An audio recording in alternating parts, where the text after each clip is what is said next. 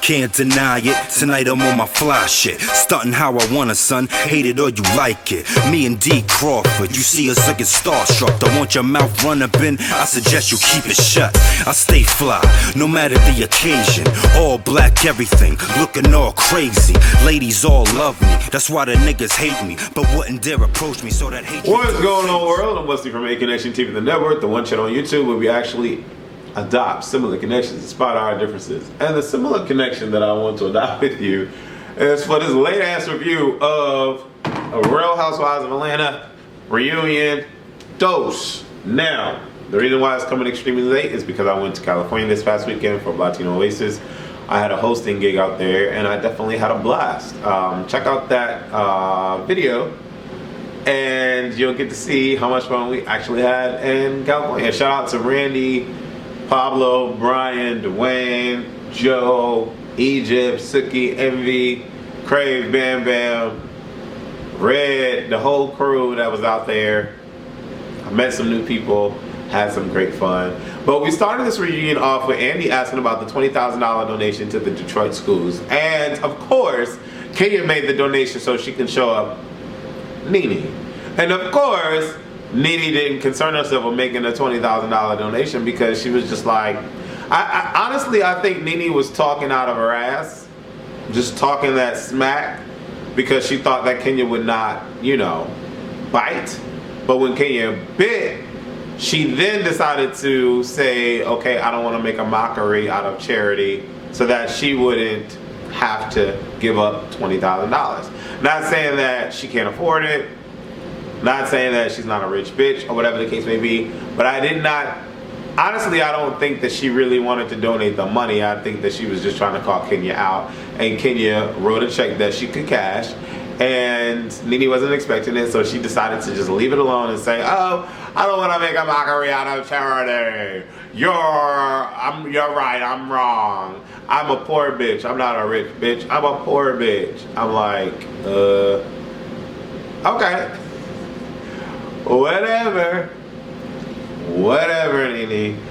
But, I don't know. Cynthia,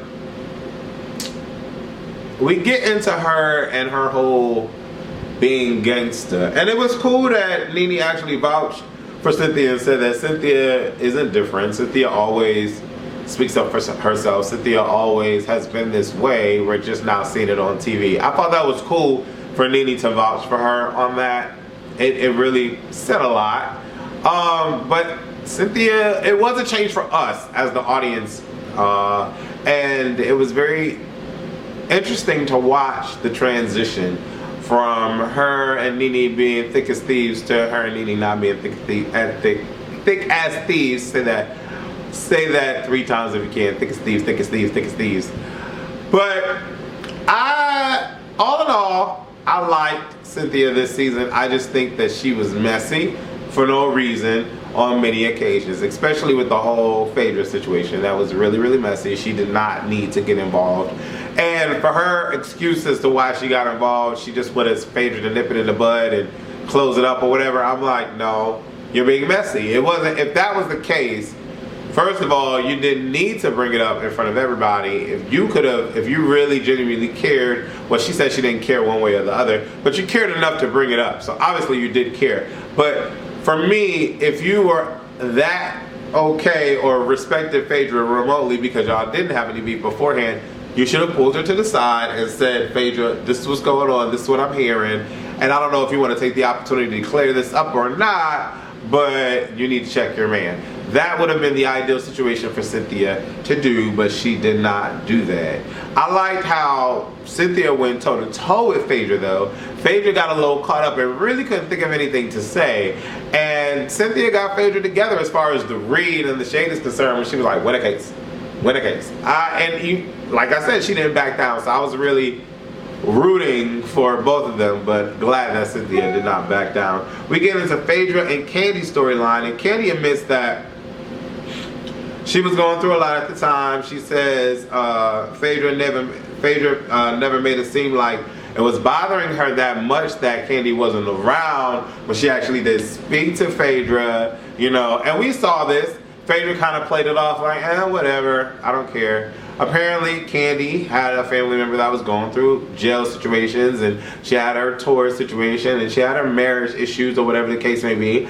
And I'm glad that we had this clear up in the reunion, because we are left with the truth. And the fact of the matter is, Candy did reach out, Candy did try, Phaedra did not communicate, and Phaedra ended up actually apologizing for the miscommunication on her part, and ended up saying that I love Candy, is no love lost, or whatever the case may be. But I doubt that for the next season their relationship is really gonna be the way that we were used to seeing it, because it's not. I like the fact that Candy stood up for Phaedra on numerous occasions. I like the fact that Candy told Portia that she was not supposed to know, because Candy was not gonna tell her. I like how she told everyone that whenever someone had something negative to say about Phaedra, she took her back. I like the fact that she kind of told Apollo off about the whole text messages, and the fact that she knew about the text messages beforehand and actually went to Phaedra about the text messages. So, all in all, Candy is that real deal Holyfield, and I'm glad this reunion cleared all of that up, because it did make me question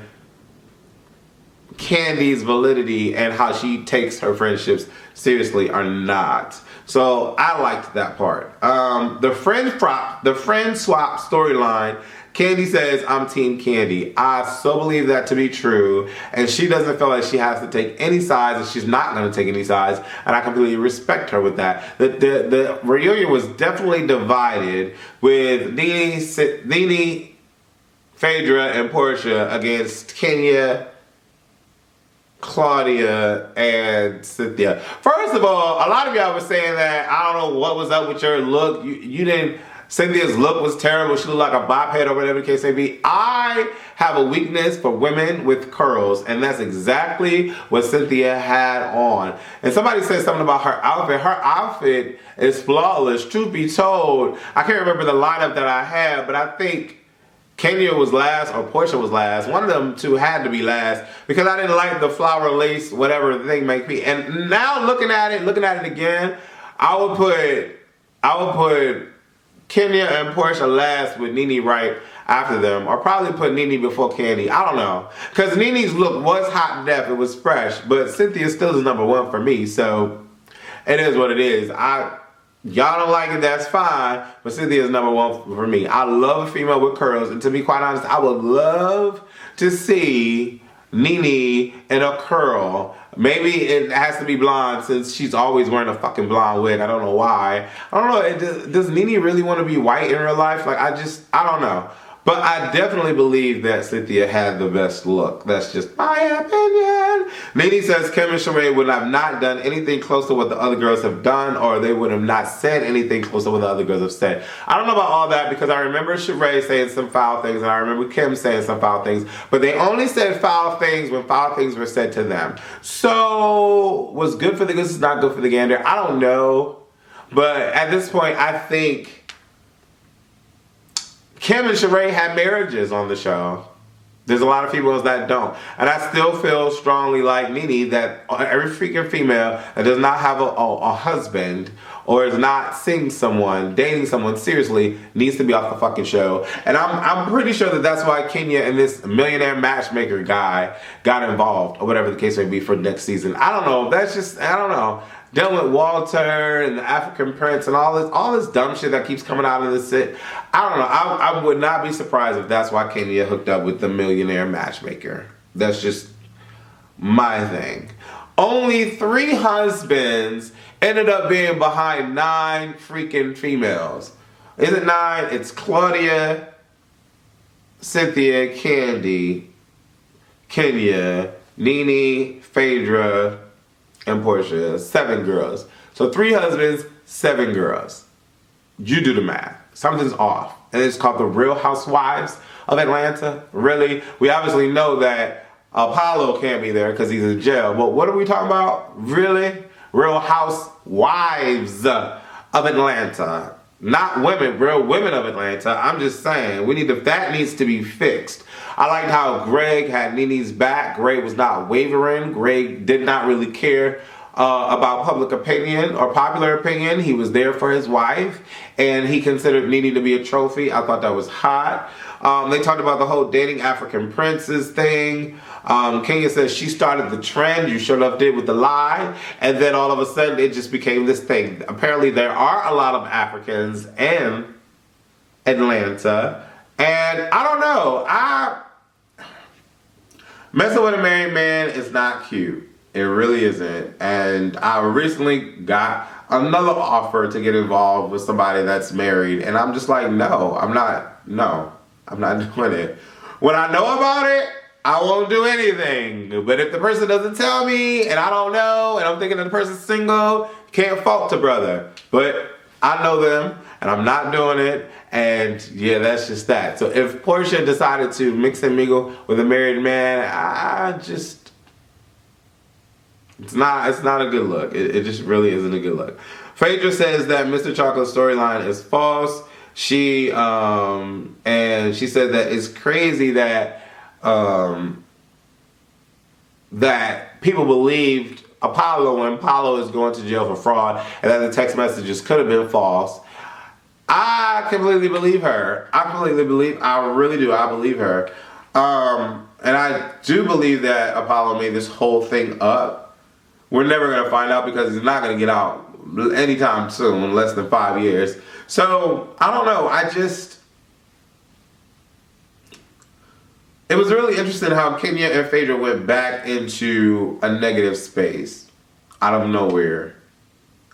But I completely support Phaedra. And dealing with Kenya versus Phaedra, I support Phaedra way before I would ever think of supporting Kenya. Because Kenya started it with her behavior. And that's just that. Peter and Todd said that they were just there for them. I guess I'm talking about Apollo. I like how Peter said he doesn't give a fuck. He's going to say what he feels. He's going to say however he feels, and that's just that. But at the end of the day, Peter is being bitchy, and has been bitchy in dealing with the females in their business. Kate defends her situation with Apollo about not lying with her situation, and she says she believed that Phaedra lied about hers. Kenya, stop trying to create a story. Kenya and Nene go at it about Nene flirting with Peter and Nene goes off. I thought that was funny because that's when Nene really got loud. She really got loud and really wanted to make it clear that she did not flirt with Peter. And do I think that she flirted with Peter? No. I think they just got along at one point and Nene considered them to be cool. I don't think Nene ever wanted to flirt with Peter or their camaraderie was that of a flirtatious kind of state. I don't believe that. What do you guys think about this reunion? I know I'm ultra late. I'm so sorry, but yeah, I'm giving it to you now. Let me know what you think. Leave your comments below. Deuces.